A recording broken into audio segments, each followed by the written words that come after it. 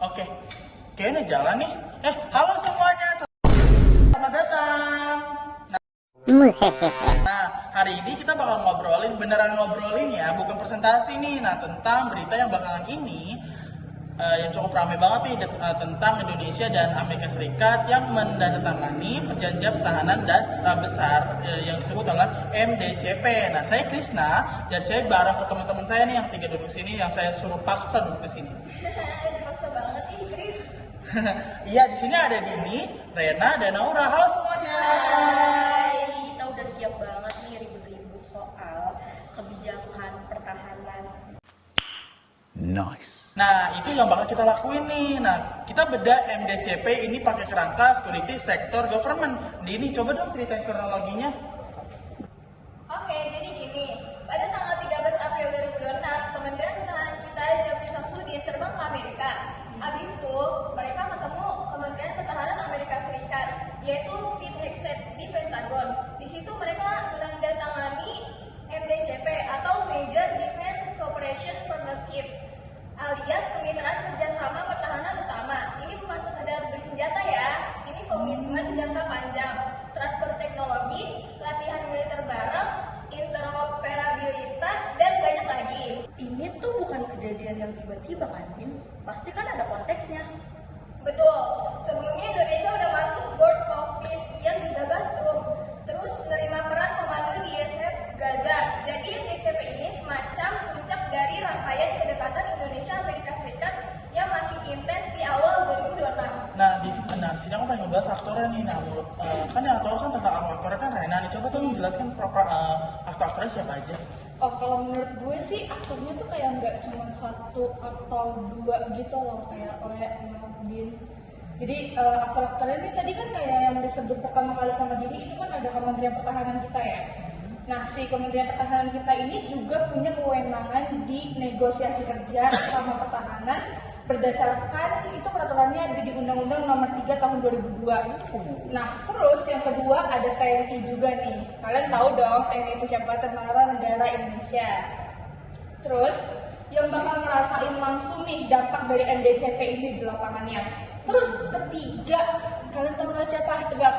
Siapa sih? Tadi kan ada Kementerian Pertahanan tuh. Ada TNI Terus, juga. nah, kira-kira siapa nih pangkat tertinggi di negara ini deh?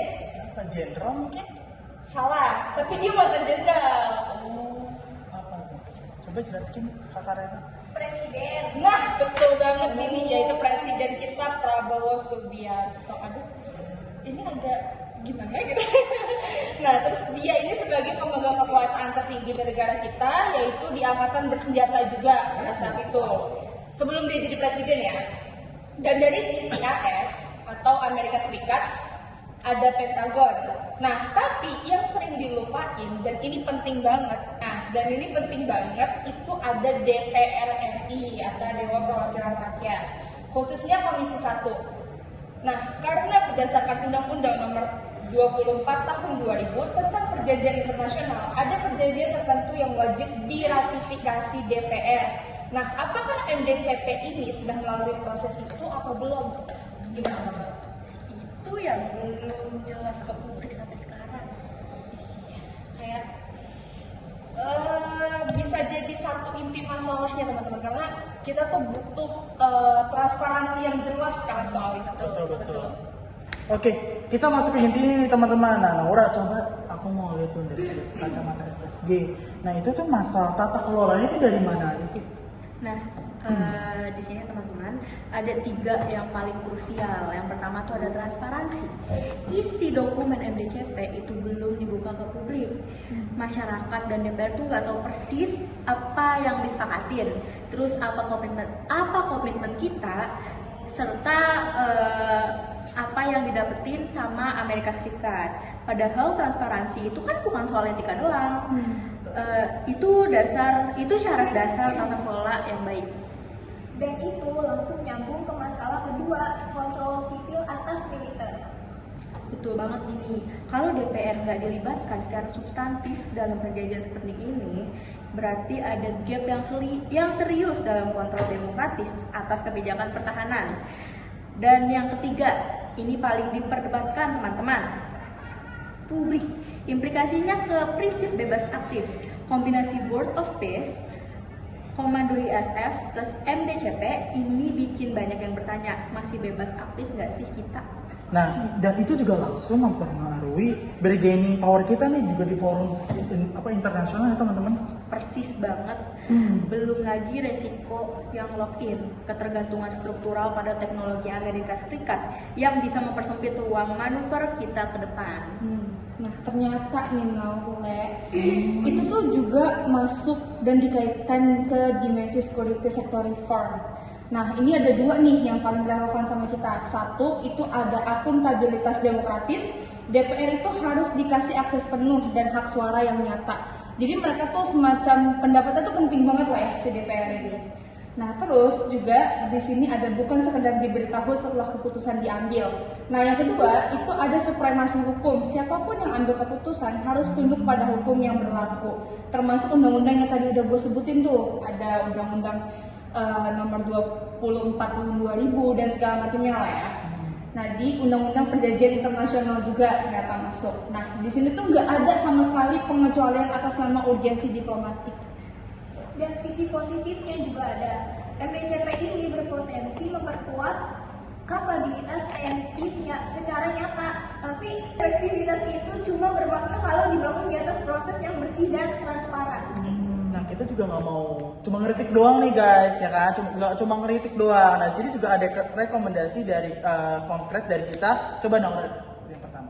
Nah teman-teman, setelah yang dibahas tadi, aku ada rekomendasi pertama. Yang pertama itu buka dokumennya, minimal rilis ringkasan eksekutif ke publik.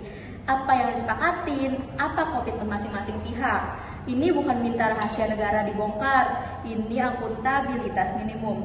Rekomendasi yang kedua, kalau MDCP wajib diratifikasi DPR berdasarkan Undang-Undang Nomor 24 Tahun 2000, proses itu harus dijalankan dan Komisi 1 harus proaktif memanggil Menteri Pertahanan untuk hearing. Nah, rekomendasi yang ketiga yaitu diversifikasi mitra pertahanan, bukan anti Amerika. Ini manajemen risiko. Imbangi kerjasama dengan Amerika Serikat lewat penguatan kerjasama dengan Perancis, Turki, India, Korea, atau sesama ASEAN. Jangan taruh semua telur di satu keranjang. Nah, oke. Terus yang keempat ini juga ada di perkuat industri pertahanannya. Nah ini tuh termasuk dalam negeri juga, yaitu ada di PT Pindad, PT PAL, ada di PT Dirgantara Indonesia juga. Ya siapa sih dari kita yang nggak tahu tentang PT Dirgantara Indonesia? Itu PT yang terkenal banget kan di Indonesia. Betul. Karena salah satu pendirinya juga ada dari presiden kita yaitu Pak Habibie. Itu ya teman-teman. Terus di sini juga dijelasin tentang MDCP itu harus dimanfaatkan untuk transfer teknologi yang nyata, bukan hanya sekedar impor alat jadi. Kalau kita bisa bikin sendiri, kita nggak akan pernah bisa di login oleh siapapun. Bagus. Nah sekarang untuk penutup nih guys, nah pesan kampanye dari kita yang pertama dicobain. Nah, pesan dari saya yaitu jangan apatis sama isu pertahanan. Ini bukan cuma urusan tentara dan pemerintah. Keputusan pertahanan berdampak ke semua orang. Kalau kita nggak peduli, kita nggak bisa nagih akuntabilitasnya. Nah, kita juga yang disampaikan sama dirinya tuh bukan cuma kita apatis tentang pertahanan, tapi lebih spesifiknya itu kita jangan pernah apatis sama urusan politik negara sendiri nggak sih, ya kan? Apalagi kita tuh kaum muda yang harus banget nih melek sama politik kita pada saat ini. Dan untuk pembuat kebijakan semuanya, entah DPR, MK, MA, transparansi ini bukan suatu kelemahan, tapi itu adalah satu kekuatan. Nah, rakyat yang paham dan percaya atas kebijakan pertahanan adalah aset strategis yang jauh lebih berharga dari senjata apapun. Nah, selanjutnya kita sebagai mahasiswa Fakultas Hukum, hukum itu kan alat kontrol kekuasaan, termasuk di faktor pertahanan. Undang-undang Perjanjian Internasional, Undang-undang Pertahanan Negara, Undang-undang TNI, itu bukan cuma bahan ujian, itu instrumen nyata. Pelajari dan gunakan teman-teman. Nah kalau dari aku mungkin kerjasama pertahanan itu juga perlu guys.